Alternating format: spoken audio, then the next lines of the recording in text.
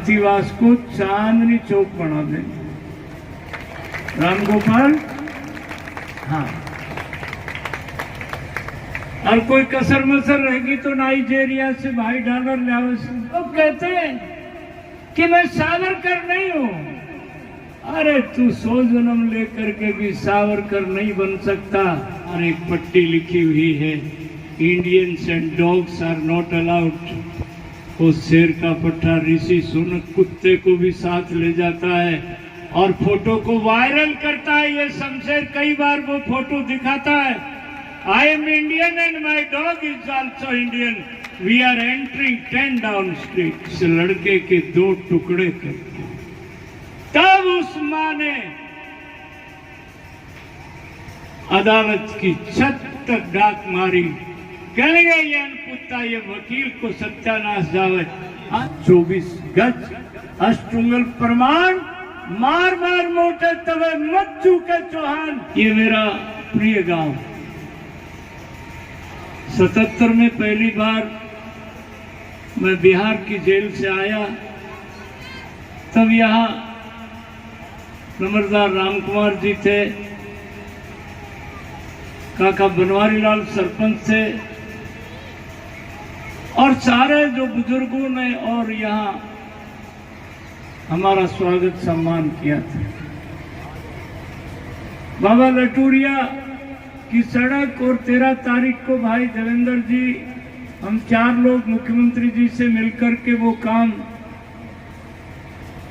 खातीवास को चांदनी चौक बना देंगे।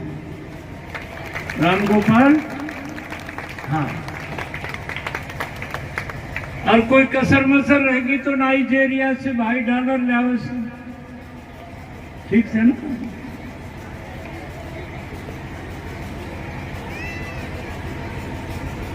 बाबा लटूरिया में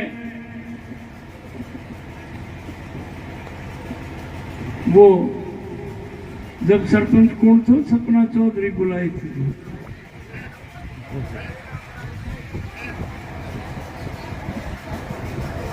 आज स्वतंत्रता का 76वां पर्व है। अभी वो हमारी बेटी भगत सिंह को उसकी मां का संदेश सुना रही थी। जब परवीन शहीद हुआ था तो उसकी चिता पर मैंने फूल चढ़ाए थे। 75 साल में हिंदुस्तान की आजादी में कितने लोग फांसी पर चढ़े, किसने क्या कुर्बानी दी, किसी ने याद नहीं किया। नरेंद्र भाई मोदी ने इनको सबको याद किया है। तिरंगा आज हर घर पर तिरंगा है। तिरंगे का मायना आज हिंदुस्तान को समझ में आया है। राम प्रसाद बिस्मिल को फांसी की सजा हुई। फांसी के फंदे पर जब चढ़ाया जाता है, मैंने बिहार की जेल में फांसी पर चढ़ते हुए लोगों को देखा है, तो उसका पहले डॉक्टर ब्लड प्रेशर देखता है, उसका वजन तोलता है। राम प्रसाद बिस्मिल का ब्लड प्रेशर 80/120 था। वजन पहले दिन से 1 किलो बढ़ा हुआ था। और जिस जल्लाद को 500 रुपया फांसी पर लटकाने का मिलता है, उसने राम प्रसाद बिस्मिल का चौड़ी छाती देखी, चमकता हुआ भाल देखा और वो बेहोश होके गिर गया।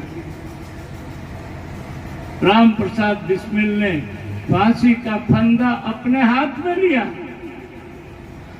और शेर बोला, मरते बिस्मिल रोशन लहरी, अस्फाक अत्याचार से पैदा होंगे हजारों हमारे खून की धार से।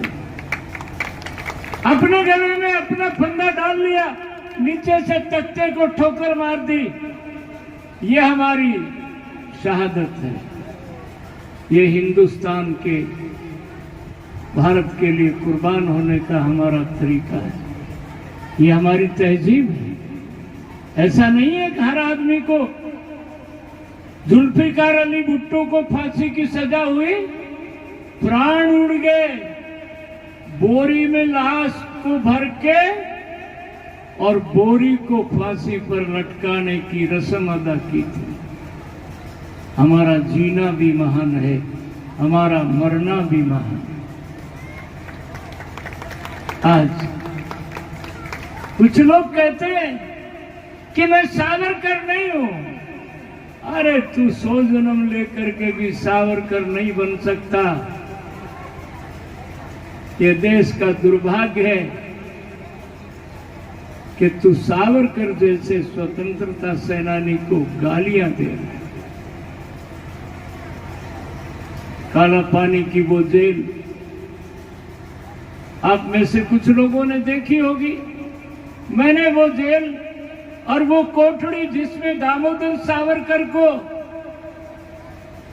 रखा गया था, काला पानी की 2 सजा हुई उसको, और अंग्रेज रॉबर्ट बेरी, जब नया कोई कैदी आता था तो रॉबर्ट बेरी ऊंची कुर्सी पर बैठता था, अंग्रेज था, जेलर था, और नए कैदी को उस कुर्सी के नीचे से निकलना पड़ता था।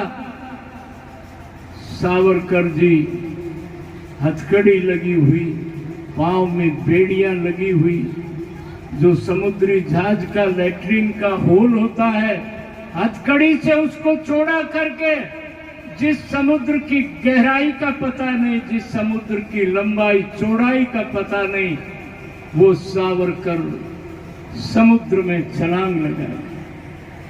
फ्रांस की पुलिस ने पकड़ लिया। अंग्रेजी साम्राज्य में हाहाकार मच गया। ऐसा कौन काला पानी में? रॉबर्ट बेरी ने गले में 2 सजाएं, 20-20 साल की 2 सजा देखी, पड़ी, अंग्रेजी में गाली दिया, Will this bloody live for 40 years? Savarkar उल्टा हट गया, हथकड़ी बजा करके अंग्रेजी गाली का अंग्रेजी में जवाब दिया, I may live or not, but this bloody British Empire will not live in my country for 40 years. वहीं से कोड़े लगने शुरू हो गए। एक मां की 2 सगी संतान विनायक सावरकर और दूसरा छोटा गणेश सावरकर, एक कोठरी नंबर 623 में, दूसरा कोठरी नंबर 422 में। एक को कोड़े लगते हैं 11 बजे, एक को कोड़े लगते हैं 3 बजे। आज कोई आदमी हिंदुस्तान में उस महापुरुष को, उस स्वतंत्रता सेनानी को कोई गाली देकर के बोले, मैं कहना चाहता हूं यह हिंदुस्तान उसको बर्दाश्त नहीं करेगा। आज इस अवसर पर हम सावरकर के सामने अपना शीश झुकाते हैं, ये तिरंगे के तीनों रंगों के सामने। ये आजादी हमको, भाई देवेंद्र यादव ठीक कह रहे थे, ये हमको आसानी से नहीं मिली।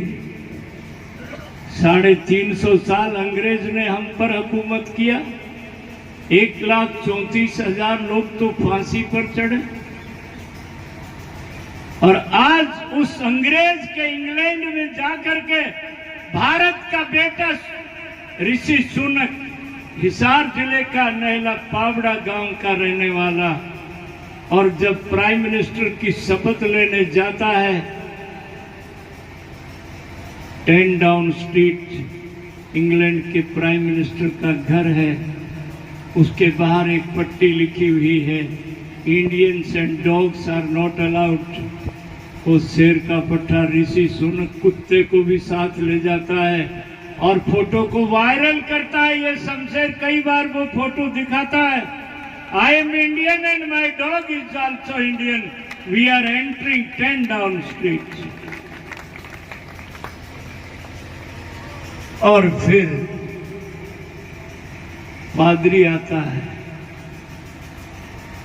कहता है इंग्लैंड में जो प्राइम मिनिस्टर बनता है वो बाइबल की शपथ लेता है। बोले नहीं, राम नाम का पटका मेरे गले में है, मैं गाय रखता हूँ, मोली मेरे हाथ में है और मैं शपथ लेने के लिए गीता अपनी साथ लेके आया।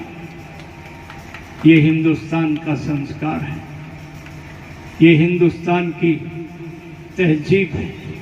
आज इस अवसर पर अधिक न कहते हुए लटूरिया बाबा की सड़क का उद्घाटन करके आएंगे और ये मुकेश, ये बीडीसी मेंबर नरेंद्र, ये सब लोग मिलकर के दिन रात, अभी जैसे लटूरिया बाबा में एक बार बुलाया था तो वो हाल बन गया, अब उस सड़क को जब शुभारंभ करने, ये खातीवास ये तब से 77 से लेकर के आज तक, बीच में जब बुरा वक्त आता है, एक बुढ़िया अम्मा थी और एक गांव में तूफान आया था। तूफान में उसका 10-11 महीने का बेटा तूफान में उससे बिछड़ गया। एक वकील था, उसने देखा कि ये, फिर वो बेटे ने माउसी आ गई और 3 मंजिल की हवेली और गाड़ी घोड़ा, तो उस वकील ने कहा ये जो 3 मंजिल की कोठी है, घोड़ा गाड़ी, ये तेरा ही तो लड़का है। और उस वकील ने कहा तू दस्तखत कर, मैं दिलाता हूं। कोर्ट में गई और जो मैडम थी, जो उस लड़के की मौसी थी, जज कोई राम गोपाल जैसा सियाना था। उसने उस बुढ़िया को देखने के लिए, बुढ़िया की वेशभूषा ऐसी थी, पागलों जैसी लगती है, गरीबी में किसी का बेटा बिछुड़ जाए, जिसके घर में कमाने वाला नहीं हो, तो जो हालत आदमी की होती है वो हालत उस बुढ़िया की। और जज ने कहा इस लड़के के 2 टुकड़े करके। तब उस मां ने अदालत की छत तक डाक मारी, कहने गए ये अनपुत्ता, ये वकील को सत्यानाश जावे। क्या वकील को सत्यानाश जाओ? इसने जबरदस्ती मेरा दस्तखत करवा लिया। इस लड़के से मेरा कोई संबंध नहीं है, ये लड़का इस मैडम का ही है, पर मेरी अदालत से प्रार्थना है कि ये लड़के के 2 टुकड़े मत करो, ये लड़का इसी मैडम को दे दो। जज ने कहा ये लड़का इसी बुढ़िया का है। कई बार ऐसा भी होता है। आज इस अवसर पर इतना ही। ये आजादी, ये कश्ती बड़ी मुश्किल से निकाल करके लाए। पृथ्वीराज चौहान ने गौरी को 16 बार जीत लिया, 17वीं बार पृथ्वीराज चौहान गौरी के काबू में आ गए। और गौरी ने कहा आपके साथ क्या सलूक किया जाए कि जो 16 बार मैंने आपके साथ किया, पर वो तो जल्लाद होते हैं। पृथ्वीराज चौहान की आंखें निकाल ली। पृथ्वीराज चौहान का वफादार वजीर चंद्रवरदाई, उसने एक नाटक किया कि मेरा राजा शब्द के ऊपर तीर चला सकता है। मोहम्मद गौरी को पृथ्वीराज चौहान की पीठ के पीछे इतनी ऊंचाई पर बिठा दिया। चंद्रवरदाई ने कहा 4 बांस 24 गज अष्टुंगल प्रमाण, मार मार मोटे तवे मत चूके चौहान। ये हमारी कवियों की टोली है। इतिहास के स्वर्ण अक्षरों में लिखा हुआ है, पृथ्वीराज चौहान ने अपने वजीर की बताई ऊंचाई पर तीर दागा। तीर मोहम्मद गौरी की छाती में लग गया, गौरी गिर गया और मर गया। आज मैं आप सबको आगाह करने के लिए, यदि जयचंद नहीं होते तो हिंदुस्तान गुलाम नहीं होता, हमको इतनी कुर्बानी नहीं देनी होती। मोरे जयचंद, तूने हिंद को बर्बाद कर दिया। अयोध्या बनी फैजाबाद, वाराणसी को इलाहाबाद कर दिया। आज स्वतंत्रता की 76वीं वर्षगांठ पर हम संकल्प लें कि देश के गद्दारों को पनाह नहीं देंगे। इन्हीं शब्दों के साथ मैं आप सबका अभिनंदन करता हूं। भारत माता की। ये गैरुड़ा नहीं बोल रहा, माता बहनों की आवाज थारा तू गणेश है। भारत माता की। बहुत बहुत धन्यवाद।